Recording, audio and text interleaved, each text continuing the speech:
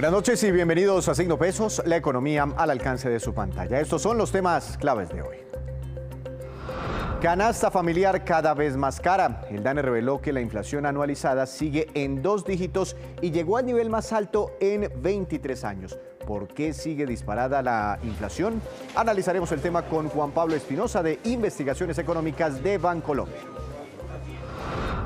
Miles de empleos están amenazados. Los anuncios de la nueva ministra de Trabajo de acabar con la llamada tercerización laboral encendieron las alarmas en las empresas de empleo temporal. Hablaremos esta noche con Miguel Pérez, presidente de ACOSET, para ver cuál sería el alcance y los efectos de este anuncio.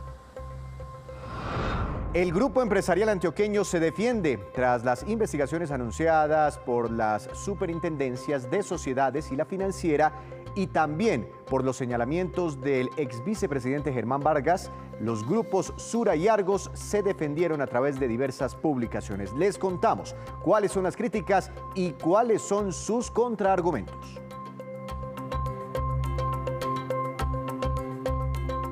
Comenzamos esta emisión hablando de un tema que sigue preocupando a todo el país, la inflación.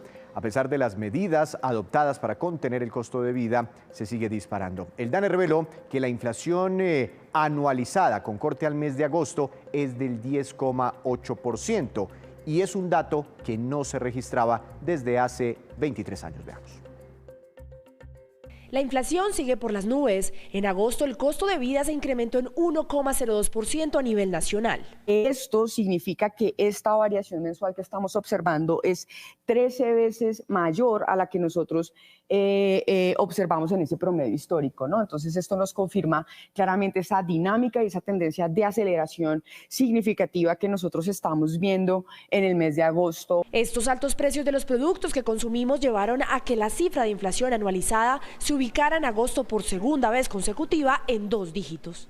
Nos permite confirmar, ¿no?, esa tendencia creciente que están teniendo los precios en su variación anual, que hace que se ubiquen en 10,84, que eran un tipo de variación que nosotros no observábamos desde abril de 1999, cuando la variación anual se ubicó en 11,17%. Según el DANE, lo que está impulsando estas cifras al alza son los precios de los alimentos y bebidas no alcohólicas, además restaurantes, hoteles, productos de aseo personal y artículos para el cuidado del hogar. Los aumentos que se han venido presentando en las frutas frescas, en las cebollas, en el huevo, en el arroz. Y finalmente nosotros estamos teniendo solo una subclase que está contrarrestando significativamente esta presión al alza que estamos observando de manera generalizada en todas las subclases de la división de alimentos, que corresponde a la papa. Las ciudades que en el mes de agosto presentaron las alzas más fuertes de precios fueron Barranquilla, Cartagena y Santa Marta, y las ciudades con menor variación de precios fueron Tunja, Neiva y Bogotá. En Barranquilla, del 1,56 en Cartagena y Santa Marta, y del 1,51 en Sincelejo, siendo las ciudades que presentan las mayores variaciones en sus niveles de precios, y destacar el comportamiento de Tunja y Neiva, que presentan las menores variaciones desde lo que nosotros estamos viendo para el mes de agosto. Las proteínas animales siguen estando muy caras para los hogares colombianos, y otro de los rubros en los que los hogares están destinando más recursos son los servicios públicos. Y para analizar este preocupante tema de la inflación, quiero saludar al doctor Juan Pablo Espinosa de Investigaciones Económicas de Bancolombia. Doctor Espinosa, buenas noches. Bienvenido a Signo Pesos. ¿Cómo ha estado? Hola, Víctor. Un saludo para usted y para toda la audiencia. Doctor Espinosa, ya con una inflación ahí pegadita al 11%, la inflación anual, yo estaba mirando las expectativas de los agentes del mercado, de los analistas que hacen predicciones sobre inflación, y la verdad el dato que conocimos hoy superó a la mayoría de las expectativas. ¿Qué está pasando ahora? Cuando muchos pensaban que íbamos a llegar a un techo, inclusive el ministro de Hacienda, que había dicho, creo que ya llegó a un pico y ahora vamos a descender. ¿Por qué la inflación vuelve a sorprender? Bueno, yo diría que el resultado de 2 elementos, Víctor. El primero es que las causas que están impulsando al alza los precios en Colombia son variadas, son muchas. Nosotros estábamos acostumbrados en años anteriores a que había sequía, había fenómeno del Niño y subían los precios, pero era realmente un fenómeno atribuible a un solo factor. Lo que estamos viendo hoy en día, por el contrario, es que hay muchos ingredientes de alguna manera que están confluyendo al mismo resultado. Tenemos todo lo que está pasando en el mundo que nos afecta, lógicamente, las cadenas de suministro, incrementos de los precios de las materias primas, el tema de los insumos por cuenta de la guerra entre Rusia y Ucrania que afecta productos importantes para el sector agropecuario. Fuera de eso, tenemos una tasa de cambio que ha venido incrementándose en las últimas semanas y eso presiona al alza los precios de los importados, pero también tenemos pues toda la dinámica de los alimentos y últimamente de los servicios públicos. Entonces, el segundo elemento, la segunda razón es que esas, digamos, causas que generan en un principio una reacción de algunas canastas de los del IPC al alza, terminan luego, después de pasado un tiempo, expresándose en otros componentes del IPC. Y un tema de pronto en el que hubo varios comentarios el día de hoy, que es el de las tarifas de la electricidad, ¿cierto? Del servicio de luz para los hogares colombianos, es justamente uno de esos elementos en donde después de haber tenido esos incrementos tan grandes de los costos al productor y de la tasa de cambio, pues terminan también este tipo de elementos de la canasta familiar también reaccionando al alza, porque hay un componente de esas tarifas que responde justamente a esos elementos. Ustedes, los especialistas y que analizan todo este tema de la inflación y costo de vida, a veces como que sacan algunas subcategorías y miden, por ejemplo, una inflación básica, una inflación estructural en la economía o una inflación núcleo, quitando los ruidos de elementos muy volátiles, ¿no? Como la energía, como los precios de los alimentos. ¿Esa inflación estructural en Colombia también va para arriba? Sí, y ese es un punto muy importante porque justamente cuando uno tiene un acontecimiento, digamos, exógeno, algo que no, digamos, es atribuible a fenómenos económicos como los temas relacionados con el clima o con elementos del contexto internacional, pues uno esperaría que ese elemento de inflación, es decir, la variación de los precios de aquellas cosas que tienden a ser mucho más estables, se quede relativamente quieta y eso desafortunadamente no está pasando en Colombia. Si uno toma toda la canasta del IPC, la que reúne absolutamente todos los elementos, y le retira esos que son muy volátiles o que de pronto dependen del resultado de decisiones de las autoridades en materia de tarifas, que serían pues alimentos y servicios públicos. En Colombia, de todos modos, tenemos hoy en día una inflación que bordea, descontados esos rubros, casi un 7%. Y recordemos que la meta del Banco de la República es mantenerla en 3%. De modo que, además de todos los elementos que ya he enumerado anteriormente, también tenemos otra consideración que hacer y es que el crecimiento tan alto de la economía durante el 2021 y también el primer semestre de este año, pues también ha hecho que haya lo que llamamos nosotros unas presiones de demanda, es decir, que la fuerza del consumo sea tan grande que existe esa posibilidad que ya la estamos viendo materializada y que también ese nivel alto de consumo y de pedidos por parte de las empresas y de los hogares también digamos, sea un combustible adicional a todo este incendio que, hay que decirlo con esas palabras, estamos viendo en materia inflacionaria. Doctor Espinosa, pues la gran mayoría de los analistas dicen, listo, vamos a tener una inflación alta en el 2022, pero eso se va a moderar en el 2023. Y yo me pregunto, ¿pero cómo se va a moderar si con base en la inflación del año pasado, es decir, de 2022, se calculan muchos de los incrementos de muchos de los precios del siguiente año? Peajes, el salario mínimo, los copagos de salud, las multas, una cantidad de cosas que están atadas a la inflación del año previo. ¿Cómo se puede moderar? ¿Usted no le preocupa que esto genere un efecto bola de nieve hacia adelante y lleguemos a un punto incontrolable? Ese es un tema, Víctor, que yo tal vez diría que de las cosas preocupantes que tuvo la noticia que reveló el DANE hoy, hay dos. El primero, pues que el movimiento fue mucho mayor al esperado. Es decir, nosotros los analistas ya teníamos incorporados en nuestras predicciones y modelos, todos los elementos que hemos venido discutiendo hasta ahora, pero la fuerza con la que se manifestaron en el resultado del IPC fue mucho más grande.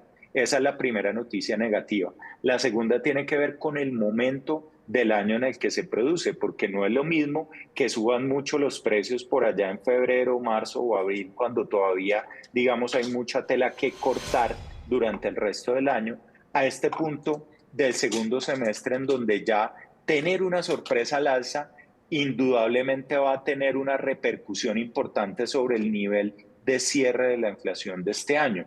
Es por eso que después del dato de hoy, nosotros teníamos una estimación antes de casi el 10% de inflación, la ajustamos al alza a un rango entre el 10,8 y el 11,8 para diciembre de este año, justamente porque ya a partir de este punto, digamos, cambiar esa tendencia en 4 meses que quedan del 2022 va a ser difícil.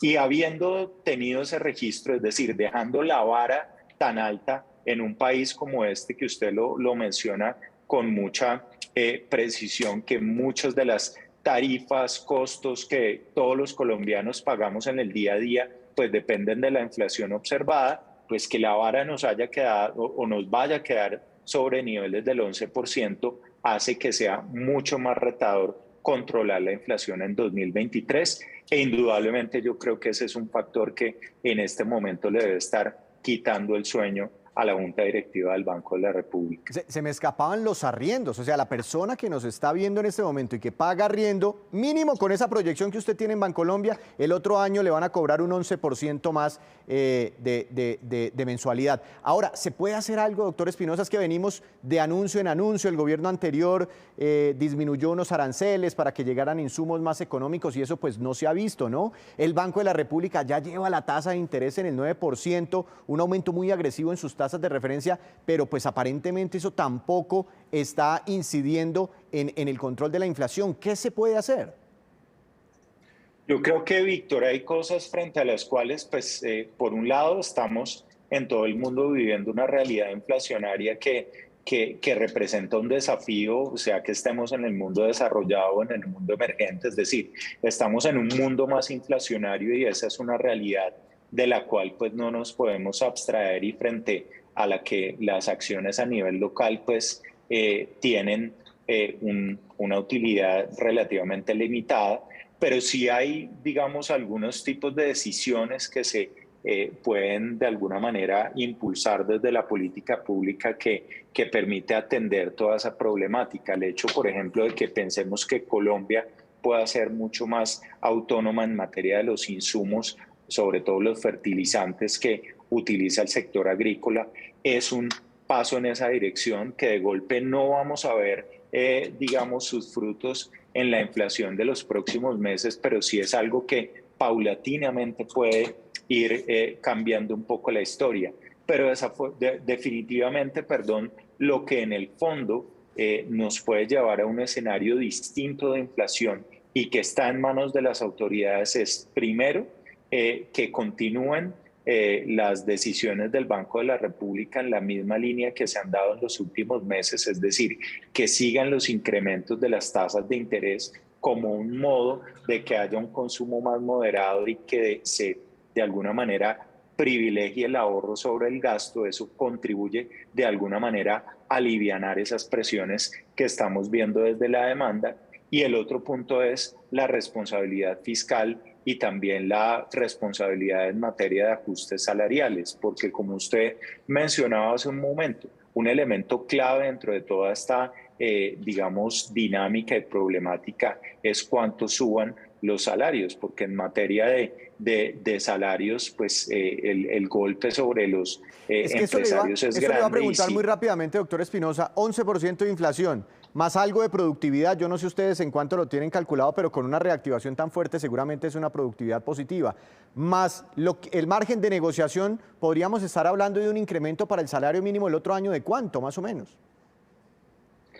Pues, Víctor, usted lo ha dicho y es dejando, digamos, ese referente de inflación, como les dije, sobre el 11% observada para este año, un aporte de productividad que va a ser positivo y seguramente importante. Estaríamos indudablemente hablando de cifras de doble dígito, pero ahí yo creo que el mensaje que hace unos días emitió el gerente del Banco de la República es muy importante, y es que cuando estamos en momentos tan atípicos como el actual, lo importante no es ver tanto la inflación del año que está por terminar, sino del año que está por comenzar. Y yo creo que ahí, la tarea que tenemos todos, empresarios, analistas, los mismos trabajadores, es tratar de alguna manera de atajar lo que venga en adelante, y ahí es donde yo creo que se vuelve clave no fijar los salarios del próximo año en función de lo que ha ocurrido en 2022 con los precios, sino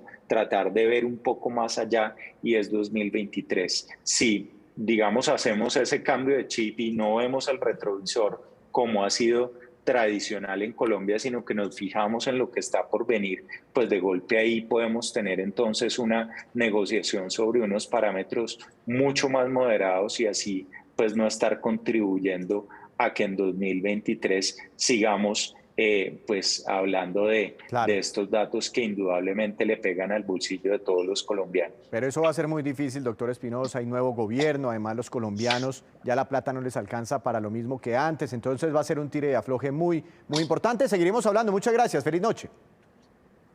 Con mucho gusto. Feliz noche para todos. Por eso titulamos esta noticia como una noticia, como un tema muy preocupante. Hacemos una breve pausa, pero cuando regresemos espere cómo va la producción de café en el país. Ya les contamos.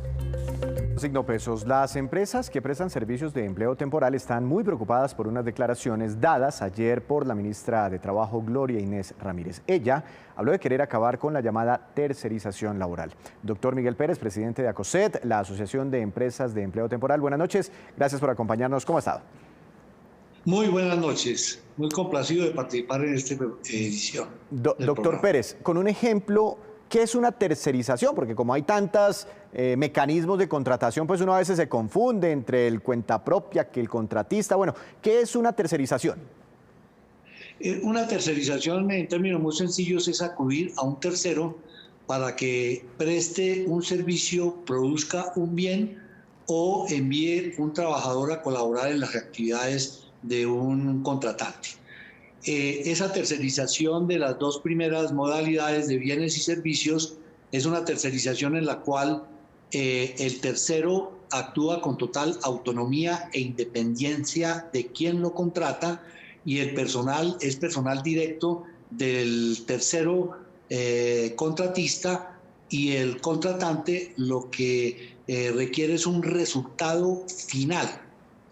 Pongo un ejemplo: si es un tercero que produce bienes, pues acude al tercero para que produzca unas cajas en determinadas condiciones para empacar unos productos, pero sin que el que contrata la elaboración de esas cajas tenga relación alguna con trabajadores o con la empresa que le presta la tercerización del bien, que actúa con total autonomía e independencia de gestión y de personal. Y el de servicios es la tercerización de servicios también como resultado final. Por ejemplo, servicios de mantenimiento, servicios de limpieza, servicios de vigilancia, diferentes tipos de servicios donde el resultado final no es un bien, sino un servicio. Eso entiendo. Los servicios de vigilancia son, digamos, tercerizados, es decir, muchos de los vigilantes no están contratados directamente por la empresa, sino a través de terceros prestan ese servicio. Correcto. Quien contrata los trabajadores o quienes son los empleadores y los jefes de los vigilantes son las empresas de vigilancia, no el tercero, porque el tercero no contrata vigilantes. El tercero lo que contrata es un servicio de vigilancia que se presta con total autonomía e independencia de ese tercero, y ese tercero no tiene ninguna relación laboral ni de la calidad o de la prestación del servicio, porque el que responde por ese resultado del servicio de vigilancia, del servicio de aseo, de un servicio de mantenimiento, etcétera, es la empresa tercerizadora, no quien la contrata. Ahora, sigamos con el ejemplo del vigilante. El señor vigilante, a través de este mecanismo, tiene condiciones laborales más precarias que si ese mismo vigilante estuviera directamente por la empresa a la que le presta el servicio, porque creo que hacia allá va la ministra con su propuesta de reforma. Sí, lo que pasa es que ahorita pasamos a la tercerización laboral, que es diferente. En el caso de la vigilancia, los vigilantes tienen un salario que le paga la empresa de vigilancia y tienen una reglamentación especial y unos montos salariales que responden al tipo de labor que desarrollan, que ya están establecidos oficialmente y que vigila la Superintendencia de Vigilancia Privada, de tal manera que no es dable establecer una equivalencia de salario entre el vigilante y la empresa que lo contrata, porque es una labor que la empresa contratante no desarrolla. Por decir algo, si la empresa X contrata un servicio de vigilancia, la empresa X no maneja vigilantes, no tiene salario de vigilantes. Lo que paga es a un tercero, la empresa de vigilancia, para que le preste el servicio de vigilancia como resultado final, pero la empresa de vigilancia actúa con total autonomía de gestión financiera, administrativa, de recurso humano, de manejo de personal. Doctor Pérez, ¿qué le preocupa entonces a usted de estos anuncios de la ministra? Me preocupa pasando a la tercerización laboral, porque la tercerización laboral a la que se refiere la ministra se refiere es al envío de trabajadores a terceros para que les colabore en el desarrollo de sus actividades. Entonces, esta tercerización es diferente a las dos anteriores. Aquí en la tercerización laboral sí hay un envío de un trabajador a ese tercero para que en la sede del tercero labore en las actividades misionales propias de ese tercero. Cuando la ministra dice que esta es una actividad perversa, está equivocada, porque esta es una actividad totalmente legal, regulada por ley, reconocida por la Organización Internacional del Trabajo, OIT, y en la cual el trabajador que no es temporal, sino es un trabajador misional, que así lo llama la ley y lo define, es un trabajador en misión, que no es temporal, sino misional, para un servicio de colaboración en la actividad del tercero, que esa sí es temporal. Esta figura es importantísima para formalizar empleo. En un país donde estamos en el orden del 58% de informalidad, esta figura contribuye de manera importantísima a formalizar recurso humano en una actividad eminentemente rotativa, donde el trabajador misional tiene un empleador directo que responde por todas las acreencias laborales y todo el tema de seguridad social, claro, y que por ley está amparado por el Código Sustantivo del Trabajo. Hablar de esta actividad legal como una actividad perversa es atacar en este momento más de 600,000 trabajadores que operan en el país bajo esta modalidad, respondiendo a las necesidades de los diferentes sectores económicos, lo que causaría un impacto bastante serio en el empleo, en la formalización del empleo y en más de 2 millones de personas que son las familias que dependen de estos 600,000 trabajadores.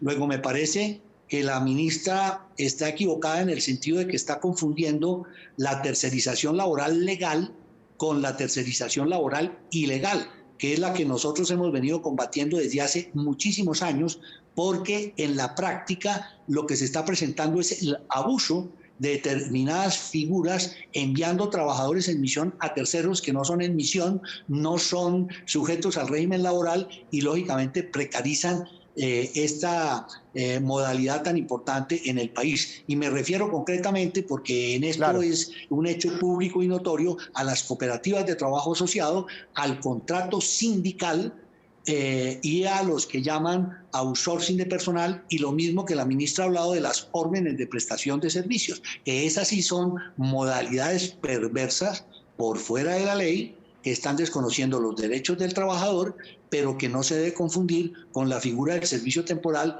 que es la legal, la formal y la que tiene reconocimiento incluso, como decía, a nivel internacional por la OIT. Las famosas OPS también. Ahora, una última pregunta. ¿Cuál es la petición que le hace usted entonces a la ministra? No sé si ha podido hablar con ella sobre este tema, porque aunque este año no se va a presentar la reforma laboral, aparentemente arrancaría en el 2023 con un proyecto en este sentido. Sí, el llamado que yo hago es que la ministra pues hasta ahora no me ha atendido, no nos ha dado la cita que hemos solicitado de tiempo atrás, porque nos parece importantísimo participar en este diálogo, en esta concertación de tema tan importante para el país y para las necesidades de las empresas y de los sectores económicos, incluso del mismo Estado, porque esta figura está prevista precisamente para responder de manera formal a los periodos estacionales que tienen los diferentes sectores económicos, como es el sector turístico, como es el sector agropecuario, como es el sector comercio, el mismo sector manufacturero. Todos los sectores, en un mundo como estamos viviendo, tan cambiante, tan dinámico, tan fluctuante, pues exige un trabajador misional, flexible, que rote permanentemente en esas diferentes estaciones que tienen los diferentes sectores, y las empresas puedan ser competitivas en unos mercados altamente tecnificados y con alta competencia. Luego es una figura que está apoyando al país, está apoyando el empleo formal y dar respuestas importantísimas. Por ejemplo, el sector fue de la mayor trascendencia ahora con la pandemia del COVID-19. Precisamente, claro, el sector del servicio temporal soportó mucho empleo flexible, mucho empleo cambiante, movible durante esta época. Si no hubiera existido la figura nuestra, muchos trabajadores desafortunadamente se hubieran visto abocados a quedarse sin trabajo o a estar rotando informalmente con los abusos que esa informalidad presenta. Pues doctor Pérez, entiendo su preocupación y estaremos muy pendientes de pronto de la respuesta de la ministra. Por supuesto hay tiempo para dialogar, todavía el proyecto apenas se presenta en el 2023. Feliz noche, gracias por estar aquí en Signo Pesos. Bueno, a ustedes muy amables, felicidades. Es la preocupación que hay en este momento por la tercerización. Hacemos otra breve pausa, pero ya les contaremos datos muy curiosos sobre las ventas de las laminitas del álbum Panini. Regresamos, volvemos a Signo Pesos con esta que es la cifra económica del día. 4% y corresponde a la caída que tuvieron las exportaciones de café colombiano entre enero y agosto de este año. Según la Federación Nacional de Cafeteros, dichas ventas al exterior sumaron 7.800.000 sacos del grano. Por su parte, la producción de café registró un aumento del 4% durante el mismo periodo. Las compañías del Grupo Empresarial Antioqueño han estado en los últimos días en el centro de una polémica. Críticas de un ex vicepresidente, investigaciones anunciadas por los organismos de vigilancia en el país y respuestas que debieron sacar varias de las compañías del llamado GEA. Juan Fernández llega con más detalles sobre este tema. Juan, buenas noches, adelante, bienvenido. Se abrió un nuevo episodio en esta disputa entre las cabezas y accionistas del Grupo Empresarial Antioqueño por el control de las compañías que lo conforman y el Grupo Gilinski, que a través de sus compras de acciones se ha convertido en uno de sus controladores. Esta vez lo promueve el exvicepresidente Germán Vargas Lleras con su columna dominical en el periódico El Tiempo, que tituló Las cuentas del sindicato, y en las que hace referencia a lo que denomina abusos del grupo controlador, es decir, el GEA, el ocultamiento de contingencias, auditorías y la pérdida de valor de las acciones de esas empresas en la última década. Hace críticas sobre familias antioqueñas que son accionistas y a su vez son grandes proveedores de esas compañías. También sobre aviones a disposición de los ejecutivos del grupo, entre ellos un Challenger 300 de $25 millones, la unificación de la salida del expresidente de Sura, David Bojanini, por $10 millones, que contrasta con la pérdida de valor de la compañía, y los 4.000 millones de pesos al año en remuneraciones del actual presidente de Sura, Gonzalo Pérez. También se pregunta por la inversión de Cementos Argos en los Estados Unidos por $3.000 millones en los últimos 15 años, cuando hoy, dice Vargas, Cementos Argos vale unos $1.200 millones. Pero hace pocas horas, el grupo Argos, parte del entramado de empresas del GEA, le respondió a Vargas Lleras diciéndole que lamenta los ataques que son lesivos al buen nombre y también a la reputación del grupo, con el fin de favorecer intereses particulares, lo que muchos entienden como una referencia al grupo Gilinski. Punto por punto, Argos responde. Sobre la auditoría, dice, fue el grupo Gilinski quien decidió retirarla. 2, que Argos sí ha dado valor a la compañía. 3, sobre la compensación, Argos dice que lo hace bajo los parámetros fijados por la firma Korn Ferry y que corresponde a beneficios de una compañía de ese tamaño y también para retener el talento de sus ejecutivos. 4, sobre los aviones, dice que no tiene, que usa los de una empresa llamada Interejecutiva de Aviación, de la cual es socio en un 25%. Otro capítulo es el de la indagación de las supersociedades y la superfinanciera al GEA por la figura del llamado enroque o cruce accionario. Lo que se busca investigar aquí es si al final de cuentas el Grupo Sura, Grupo Nutresa y Grupo Argos son empresas individuales o si hacen parte de un solo conglomerado. De ser esto último, podría ordenarse cambios en su forma de gobierno, de operación e incluso de reporte también de información. Por su parte, Gonzalo Pérez, presidente del Grupo Sura, publicó esta carta dirigida a sus empleados en la que afirma que el grupo tiene la tranquilidad de haber actuado históricamente apegados a las normas, las instituciones y también sus principios corporativos de transparencia y que Sura es un grupo empresarial independiente y no conforma un conglomerado ni con Argos ni con Nutresa. Eso es lo que dice Sura, pero habrá que esperar qué concluyen las superintendencias. Seguiremos muy pendientes. Ahora, gracias Juan, ahora nos vamos con estos que son los indicadores económicos que usted debe conocer siempre antes de irse a dormir. Dólar, tasa representativa del mercado para mañana, será de 4.466 pesos con 73 centavos. Se mantuvo estable por ser festivo en Estados Unidos, Día del Trabajo. Petróleo Brent, de referencia para nuestro país, subió 2,92%, se ubicó en $95 con 74 centavos por barril. Precio interno del café colombiano también se mantiene estable para mañana en 2.480.000 pesos por carga, por ser festivo en Estados Unidos. Índice MSCI Colcap de la Bolsa de Valores de Colombia subió 0,31%, la acción más valorizada, Enca, con ganancia del 4,50%, la acción que más bajó, Preferencial Grupo Aval, con un retroceso del 2,48%. Y antes de despedirnos, los quiero dejar con este dato. La venta del álbum Panini de las laminitas para llenar esta colección siguen dando de qué hablar. La compañía Rappi informó que en los pocos días que lleva esta fiebre del álbum Panini ha vendido 588.000 laminitas. Esto solo por el canal de Turbo Rappi, el que permite que lleguen a domicilio en menos de 10 minutos. Bogotá lleva el primer lugar en compras con más de 375.000 laminitas entregadas. Así terminamos por hoy. Los esperamos mañana con una nueva emisión y con toda la información económica que usted necesita saber. Esto es Signo Pesos, la economía al alcance de su pantalla. Que tenga una feliz noche.